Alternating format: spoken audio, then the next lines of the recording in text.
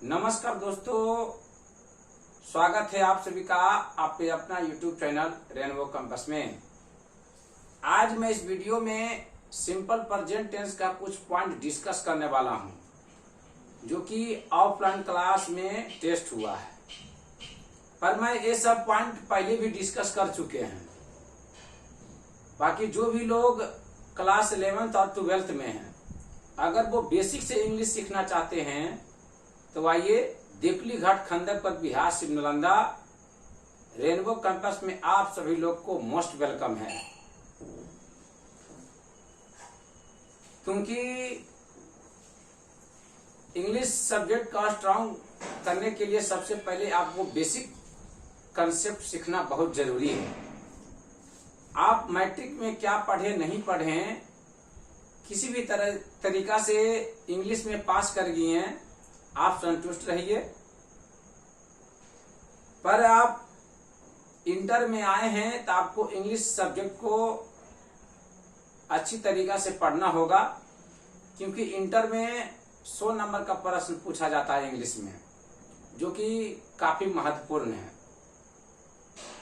इसीलिए जो भी लोग क्लास 11th और 12th में हैं, अगर वो बेसिक से इंग्लिश सीखना चाहते हैं तो मैं आप लोगों से निवेदन करता हूं कि आइए देवली घाट खंडक पर बिहार शिव नालंदा, जहां आपको बेसिक से इंग्लिश सिखाया जाएगा। कोई भी चैप्टर या टॉपिक बताने के बाद कहीं पर भी डॉट नहीं रहेगा, और मैं आप लोगों को बताऊंगा कि किस तरीका से पढ़ना है ताकि इंग्लिश सब्जेक्ट स्ट्रांग हो जाए, और किस तरीका से पढ़ना है ताकि बोर्ड एग्जाम में बेहतर से बेहतर अंक आ सके। जब तक आपका बेसिक स्ट्रांग नहीं होगा तो आप किसी भी बोर्ड एग्जाम को पास कर सकते हैं, लेकिन जैसे ही आप इंटर पास कीजिएगा, फिर आप ग्रेजुएशन में जाइएगा, तो आपको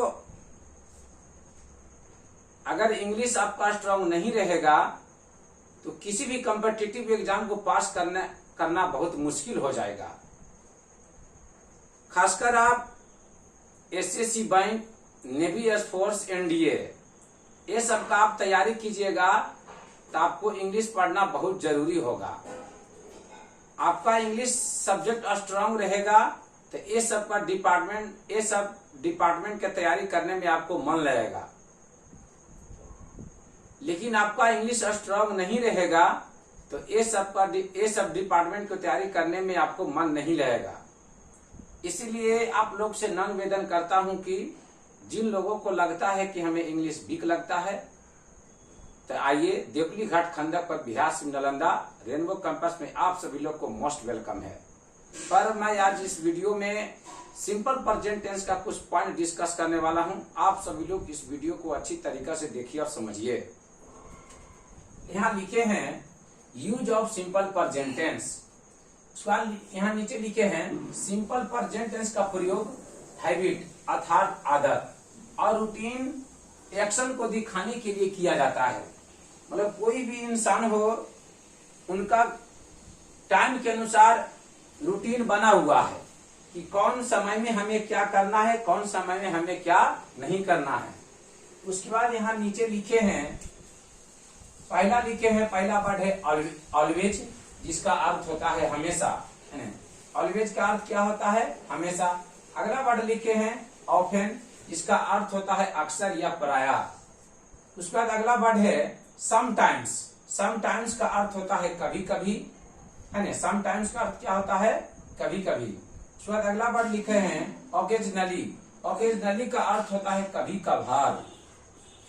फिर अगला वर्ड लिखे हैं डेली, जिसका अर्थ होता है हर दिन या प्रत्येक दिन। फिर अगला वर्ड लिखे हैं एवरीडे। एवरीडे का अर्थ होता है हर दिन या प्रत्येक दिन। उसके बाद अगला वर्ड लिखे हैं एवरी वीक, जिसका अर्थ होता है प्रत्येक सप्ताह। फिर अगला वर्ड है एवरी मंथ, जिसका अर्थ होता है प्रत्येक महीना। उसके बाद अगला वर्ड है एवरी ईयर, जिसका अर्थ होता है प्रत्येक साल, या हर सप्ताह या हर महीना या हर साल आप लोग कर सकते हैं।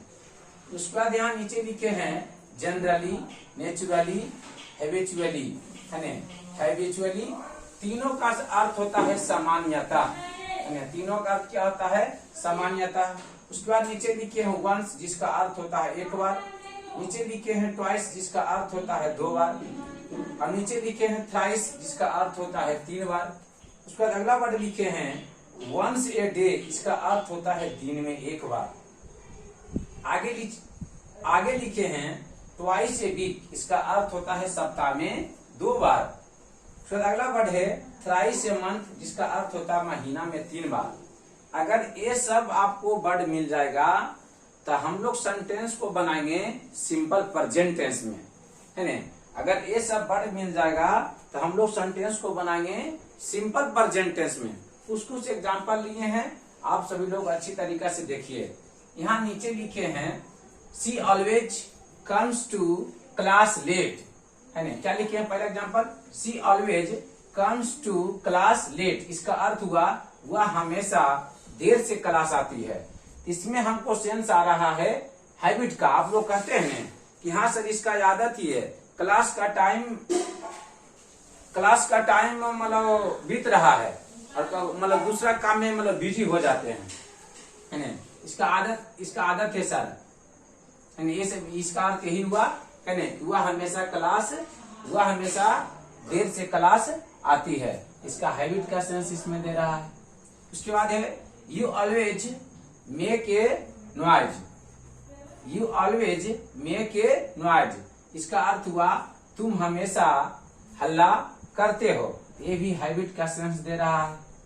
अगला तीसरा है ही always creates a new sense, इसका अर्थ हुआ वह हमेशा बदमाशी करता है, तो ये भी किसका सेंस दे रहा है?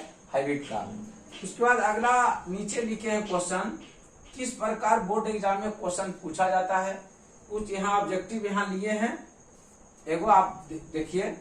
क्वेश्चन है Ramu always dot dot to college, इसमें भरना है 4 ऑप्शन दिया है, इज गो, दूसरा बी नंबर में है गोज, तीसरा सी नंबर में है गो, डी नंबर में है गोइंग। इसमें सही ऑप्शन को आप लोगों को टिक करना होगा। बोर्ड एग्जाम में 4 ऑप्शन दिया रहेगा, जो सही ऑप्शन होगा उसको टिक करना होगा। तो हम आप लोगों को बताए हैं सिंपल प्रेजेंट टेंस का स्ट्रक्चर होता है सब्जेक्ट प्लस V1 या V5 प्लस ऑब्जेक्ट। ये बताए हैं कि I, we, you, they and plural subject के साथ V1 का प्रयोग किया जाता है। ही, सी, नेम अर्थात सिंगुलर सब्जेक्ट के साथ V5 का प्रयोग किया जाता है। यहाँ रामू है, हम लोग सब्जेक्ट के अनुसार यूज करेंगे, तो यहाँ वर्ब को यूज करेंगे गोज, यानी मतलब V5, है ना। तो हो जाएगा Ramu always goes to college. सही ऑप्शन क्या होगा? बी नंबर होगा।